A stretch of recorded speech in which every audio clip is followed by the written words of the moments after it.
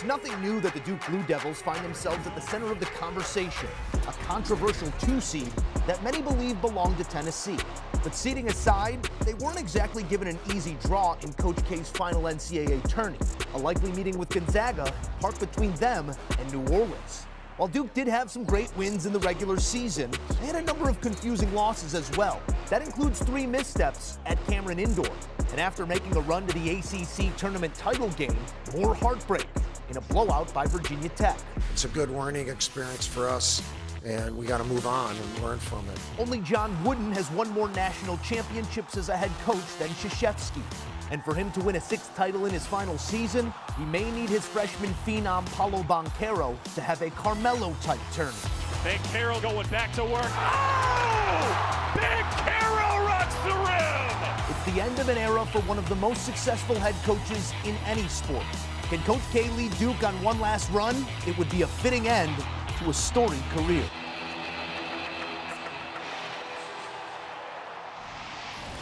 It's going to be a good one. Let's welcome in the host of the Eye on College Basketball podcast, our very own Matt Norlander, who will be at the game tonight there in Greenville, South Carolina. Duke, Cal State Fullerton.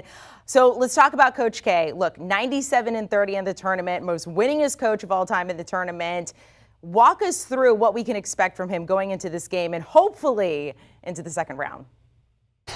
I'll say, I think we're going to get a loose Duke team. Krzyzewski and the players met with the media on Thursday, and there was a lot of talk about how the team, the coaching, the players, the staff, they have this shared enthusiasm. They are giving as much as they are receiving. The vibes apparently seem to be good. And I'll just say, seeing Mike Krzyzewski, hearing him talk, it really felt like he has a certain level of light appreciation. Like he's not tight, he's not serious. He was cracking some jokes. He knows this is the last go around. He's also never been through this situation before where he's gone this long between NCAA tournament appearances. I do keep coming back to the fact, though, that you can see our Chiron there, Coach K coaching in final NCAA tournament. Paolo Banchero made sure to make this point, and Krzyzewski said this as well at the ACC tournament.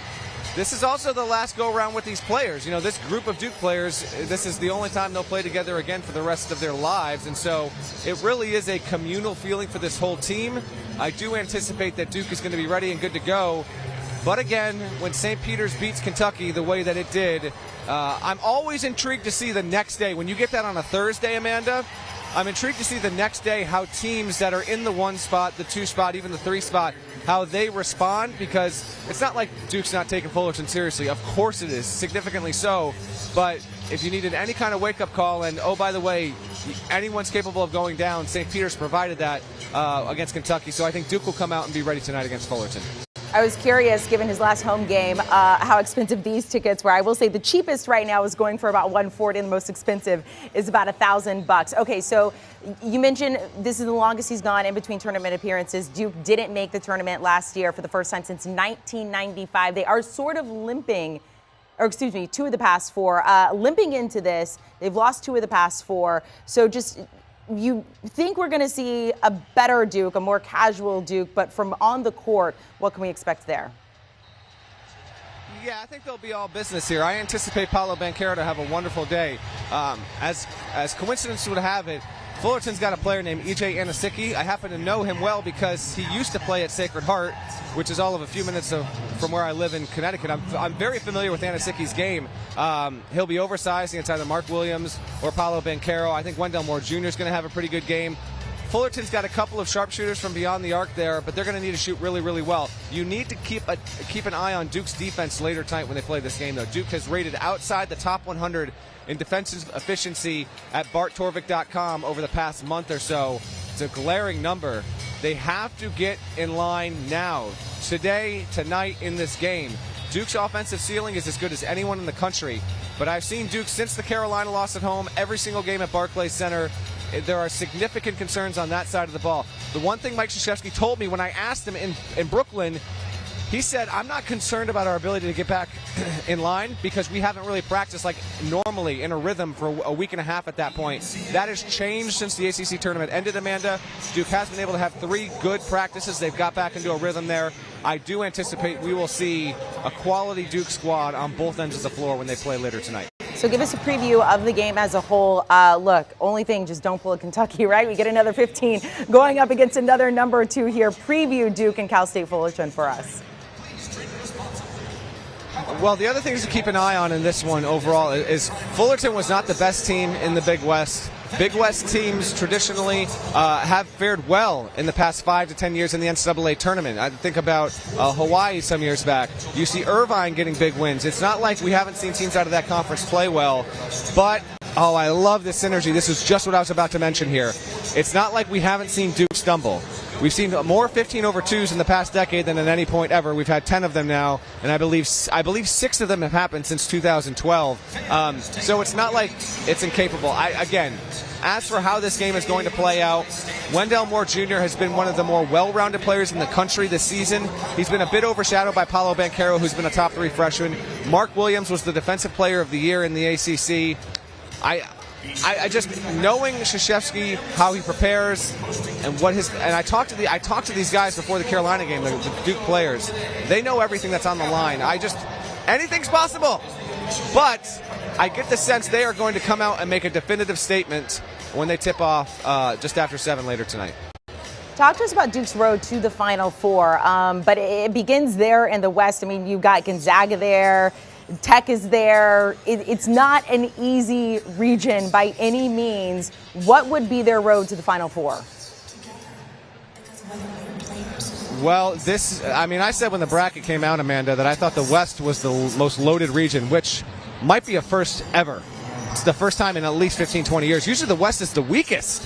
And the reason that is because there's fewer teams out West, and when there's geographic preference, you sometimes get a team or two that gets sent on those top 3 lines that isn't as good elsewhere. But you can see this right here. So if Duke were to beat Fullerton, then it would play Michigan State or Davidson. Mike Krzyzewski is, I think, 12-3, 14-3. He is dominant against Tom Izzo, okay? So there would be an advantage there from a historical perspective.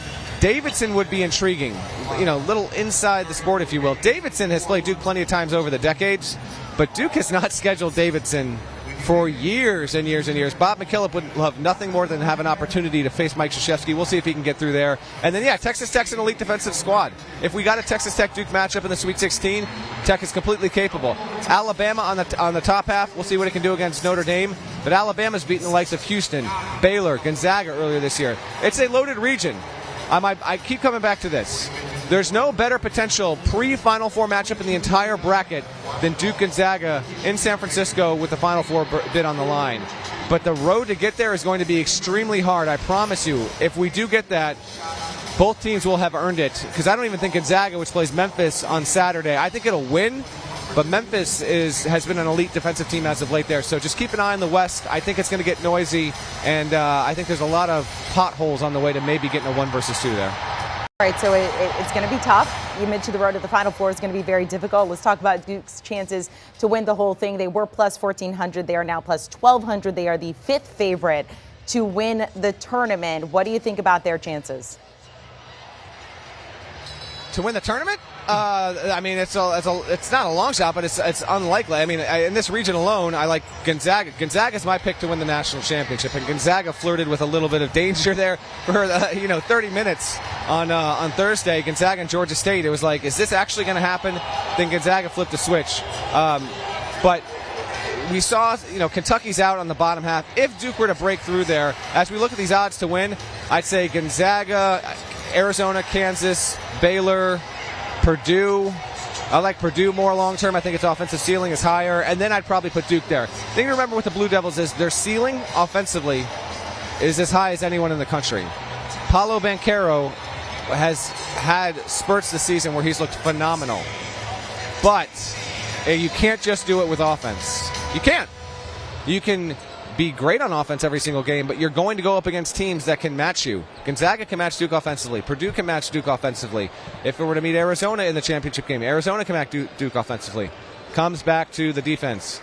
If Duke wins the national championship, it's going to be because it has gone from a team that's rated outside the top 100 in defensive efficiency over the past month plus to a team that will be a top 5 defensive unit in this bracket. I have my suspicions and my doubts about whether that can actually happen for 6 games.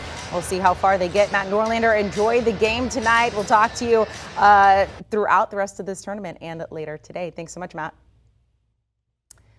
And again, Matt is the host of the Eye on College Basketball podcast, along with Gary Parrish. Make sure to download and follow. They're fantastic characters, by the way. I wish we could talk about some of the things they talk about on the podcast on air. It is very entertaining. Two of the most knowledgeable minds in college basketball. Make sure to download and follow. Do you want a sports network that delivers everything that matters about the game? The highlights, the picks, the instant analysis, no yelling, no fake debates, no politics. Hit the subscribe button and never miss a moment.